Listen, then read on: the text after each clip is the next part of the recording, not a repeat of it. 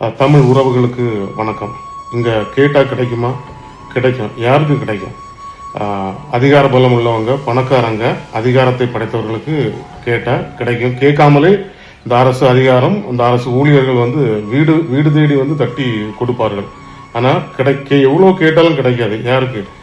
ஏழ்மையானவர்களுக்கு, எளிமையானவர்களுக்கு, பாமரர்களுக்கு உன்னுடைய உரிமையோ உன்னுடைய பொருளோ கூட நீ போராடி தான் வாங்க வேண்டிய கட்டாயம் இருக்கு. நம்மளை போலப்பட்ட பாமரர்கள் கேட்டால் கிடைக்காது, கேட்கவும் கிடைக்காது. இந்த உலகமே அதிர்ற மாதிரி சத்தமா கர்ஜித்தா மட்டும்தான் கிடைக்கும். அப்படிதான் ஒடிசால ஒரு வயதானவர் அவர் அவரோட போர் குணத்தினால அவர் அவருடைய உரிமையை போராடி சொல்றதை விட எப்படி சொல்லணுமோ அரசு அதிகாரிகளுக்கு அந்த மாதிரி அந்த விதத்துல சொல்லியிருக்கிறாரு. அவரோட அக்கா குல்த்ரா குண்டா அப்படின்னு சொல்லிட்டு அவங்க பேங்க்ல காசு போட்டிருக்காங்க. அவங்க இறந்துட்டாங்க. கிட்டத்தட்ட ஒரு 20,000 இருக்குன்னு நினைக்கிறேன்.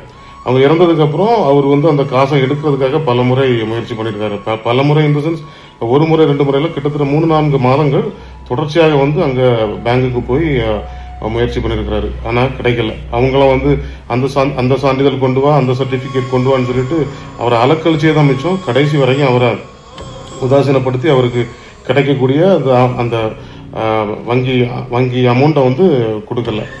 இவரும் பொறுத்து பார்த்தாரு. இனி இதுக்கு மேல நம்ம கேட்டா கிடைக்காது, கேட்காம கிடைக்காது. இனி நம்மளுடைய போர் குணத்தை காமிச்சிட வேண்டியதான் அப்படின்னு சொல்லிக்கிட்டு அவர் என்ன பண்ணிட்டாரு, நேரடியா அவங்க அக்காலை அடக்குன அந்த இடத்துல கொண்டு தோண்டி அவங்க அக்காளுடைய ஸ்கெலிட் அந்த எலும்பு கூட கொண்டு பேங்கு கொண்டு போயிட்டாரு. பேங்கு கொண்டுட்டு போய் ஓகே கேட்டா தர மாட்டீங்க, இதுதான் எங்க அக்கான்னு சொல்லி அவரு ப்ரூஃபை கொடுத்துட்டாரு. உடனே அரசு அதிகாரிகள் எல்லாரும் டக்கு என்னென்ன சர்டிபிகேட்ஸ் உண்டோ எல்லாமே ரெடி பண்ணி எடுத்து அவருக்கு கிடைக்க வேண்டிய தொகையை அவர்கள் அரேஞ்ச் பண்ணி கொடுத்துருக்காங்க. அப்போ இதுல என்ன தெரியுது அப்படின்னா, ஒரு தனி மனிதனுடைய உரிமையாக இருக்கட்டும், தனி மனிதனுடைய நம்ம சொத்து இல்லைன்னா பொருள்னு சொல்லுவோம்ல, அதுவே நமக்கு உரிமையாக்கணும், நமக்கு தேவைப்படும் போது நமக்கு கிடைக்கணும் அப்படின்னா இந்த ஒவ்வொரு மனிதனும் தன்னுடைய போர்க்குணம் கொண்டு போராட வேண்டிய தேவை இருக்கு. அதனால ஒவ்வொரு மனிதனும் போர்க்குணத்துடன் அவனவன் உரிமைக்காக போராடுங்கள்.